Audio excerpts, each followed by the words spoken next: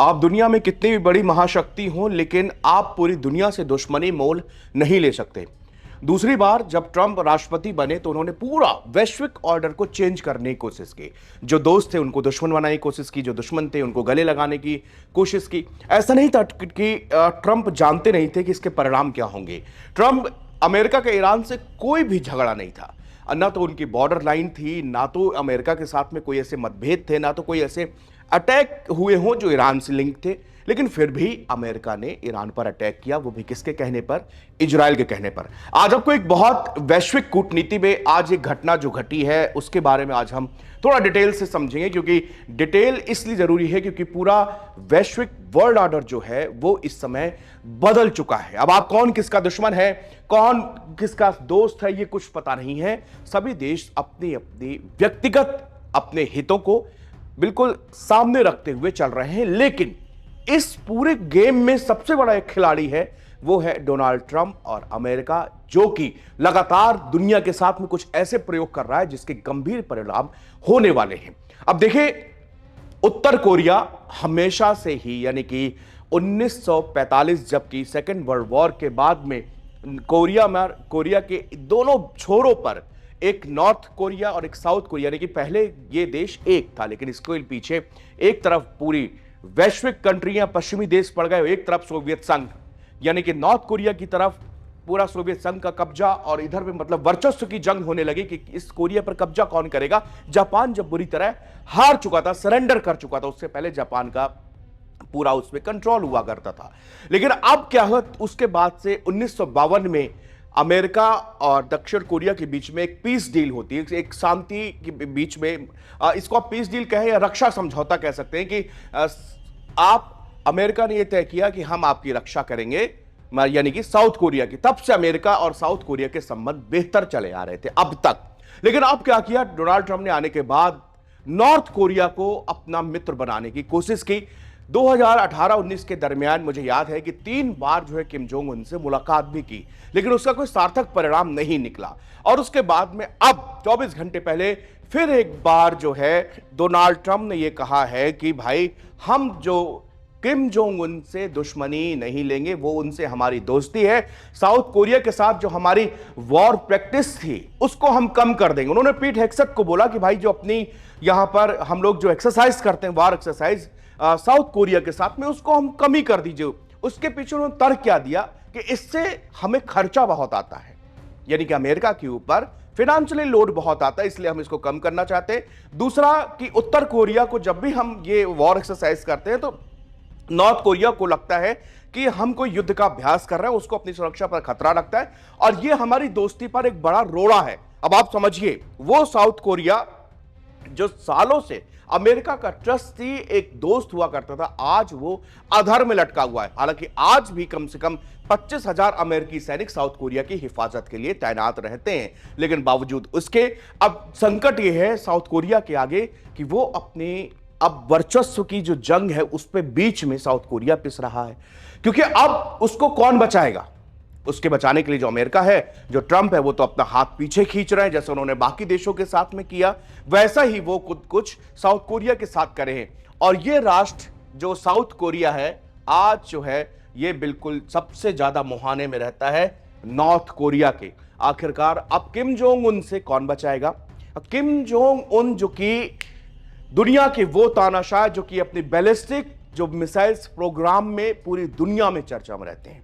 दूसरी चीज उनकी कि अमेरिका के साथ में उनकी दुश्मनी किसी से छिपी नहीं है। हमेशा उसने एक किम जोंग उन ये कहते हैं कि अगर हमारे देश की तरफ आंख उठा के देखोगे तो इसके परिणाम बहुत भीषण होंगे, और लगातार वो अपने बैलिस्टिक प्रोग्राम जो हैं वो चालू किए हुए हैं, यानी कि खतरनाक बैलिस्टिक मिसाइलें जो हैं का जो जखीरा है वो उत्तर कोरिया के पास में है, और कुछ सारे देशों ने उसका सैंक्शंस लगा रखे। अमेरिका के साथ में उनका कोई राजनयिक संबंध नहीं है।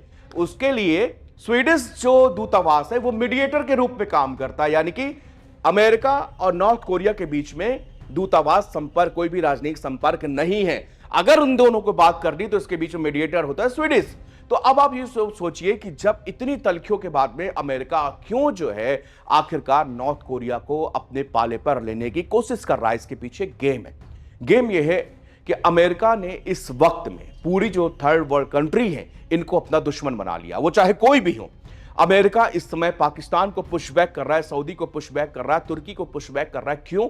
ताकि ये जो देश है ये कहीं ना कहीं भारत के लिए, दूसरे देशों के लिए ये एक थ्रेट बन जाए और इससे डर के कारण जो है लोग हमारी तरफ खींचे चले आए। और अमेरिका की जो पोल पट्टी है वो पूरी ईरान ने खोल कर रख दी है। ईरान ने इतना भयंकर इस जंग में अमेरिका को परास्त किया है कि आप ये सोचिए कि एक जो हवाई शेर था वो पूरी दुनिया में बेनकाब हो गया है। कि अमेरिका एक कहने की महाशक्ति रह गई है, बल्कि एक ईरान जैसे देश को, जो कि अगर कैपेबिलिटीज की बात आ जाए तो ईरान उसके आगे कहीं नहीं टिकता है। अगर आप रक्षा संसाधनों की, बजट की, पैसों की, बिजनेस की बातें करोगे तो उसमें ईरान कहीं भी नहीं टिकेगा। लेकिन ईरान ने इस वॉर पर यह दिखा दिया कि भाई देखो, हमसे लड़ोगे तो अंजाम क्या होगा। और दूसरी चीज, साउथ कोरिया के साथ में एक माइनस पॉइंट यह भी रहा कि जिस समय अमेरिका ईरान पर अटैक कर रहा था उस वक्त ट्रंप ने साउथ कोरिया से बोला कि भाई तुम भी हमारे साथ इनके न्यूक्लियर जो बना रहे हैं ये लोग ईरान वाले, इसको समझाओ और इन पर अटैक करो, तुम भी करो। इन्होंने साफ मना कर दिया। ये बात खुद ट्रंप ने बोली, उन्होंने कहा नो थैंक्स। तो जब साउथ कोरिया, भाई क्यों तुम्हारे चक्कर में कोई कूदेगा। आज इजराइल अगर ये चाहे कि भारत और इजराइल के संबंध बहुत अच्छे हैं, लेकिन क्या भारत इजराइल के चक्कर में ईरान पर अटैक करेगा? बिल्कुल नहीं, क्योंकि हमारे अपने राष्ट्र हित है, हमारा अपना देश हित है, वो हमारे लिए सर्वोपरि है। ईरान से हमारी कोई दुश्मनी नहीं है, ईरान से हमारे कोई मसले नहीं है, ईरान के साथ में हमारी कोई ऐसी पहले न बाद में कभी कोई ऐसी चीजें रही नहीं खराब की जिसके कारण भारत और ईरान पर अटैक करे। अब देखिए क्या चाह रहे हैं कि ट्रंप, कि भारत जो है वो चीन पर अटैक करे। इस तरीके से अमेरिका इस पूरे ग्लोबल सिनेरियो को चेंज करने में जुटा हुआ है। इसका सिर्फ और सिर्फ आज ट्रंप की फजीहत इतनी बुरी हो चुकी है कि खुद उनके देश में उनकी लोकप्रियता जो है वो बिल्कुल निचले पायदान पर आ चुकी है। ये बात वो खुद जान भी रहे हैं और इस जो ईरान वॉर है इससे वो रैंप ऑफ करने की कोशिश कर रहे हैं, लेकिन अब तरीका नहीं मिल रहा कि वो कैसे जो है रैंप ऑफ करें। अब देखिए, इसी के साथ साथ जब मक्का 7 अगस्त को सऊदी अरब के पवित्र शहर मक्का के अंदर एक डील साइन होती है, एक पैक्ट बनता है, मक्का डिफेंस पैक्ट, और कहा जाता है कि इन तीनों देशों के ऊपर कोई भी अटैक होगा, किसी एक पर भी अटैक होगा तो वो तीनों देशों पर माने जाएंगे। और 7 तारीख को इस जब पैक्ट साइन हो जाता है तो उसके बाद आज जो है ट्रुथ पर अपने सोशल मीडिया पर ट्रंप क्या बयान देते हैं कि बहुत अच्छा है, शाबाश, और इससे जो है मिडिल ईस्ट में ताकत बढ़ेगी, दोस्ती बढ़ेगी और ये सब चीजें, ताकि जो दूसरे मुल्क हैं, जबकि इधर से किसी भी देश की आप सिक्योरिटी थ्रेट नहीं रख सकते हो। हालांकि भारत इसके लिए पूरी तरह से तैयार है, मुस्तैद है, भारत को इससे कोई खतरा नहीं है, लेकिन हाँ हमको हर पल सजग रहना होगा इन तीनों जो गठबंधन हुए, क्योंकि ऑपरेशन सिंदूर के दौरान यही तुर्की था जिसने 1000 से ज्यादा ड्रोन और ऑपरेटर पाकिस्तान को दिए थे। वो बात अलग है कि हमारे S-400 के आगे वो ड्रोन जो है हमारी सीमा पर घुस ही नहीं पाए और उनके परखच्चे जो है वहां पर उड़ा दिए गए। तो ये लेकिन इतना सेंसिटिव टॉपिक था कि नॉर्थ कोरिया को अब ट्रंप जो है वो अपना फ्रेंड बनाने जा रहे हैं, जो हमेशा से उनका एक प्रतिद्वंदी दुश्मन रहा है। और जो साउथ कोरिया जिसने अमेरिका के लिए सब कुछ किया, अमेरिका की बातें मानी, अमेरिका को जो कुछ अमेरिकी हुकूमत ने कहा वो आज ये देश जो है वो अकेला पड़ रहा है और सारी जो सैन्य ताकतें हैं अमेरिका वो इससे खींचने में लगा हुआ है।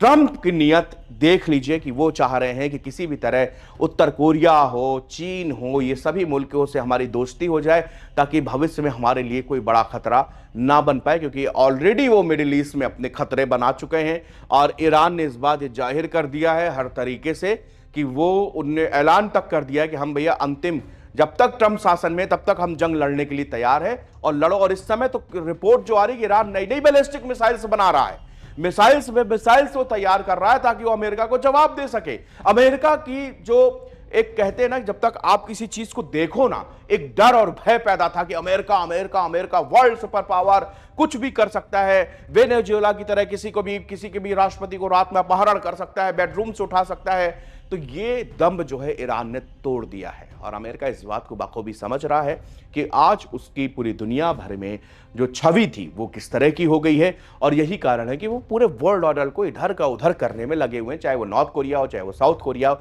और यही कारण है किम जोंग उन को लेकर उनका प्यार जो है इतना फसफसा रहा है। शुक्रिया।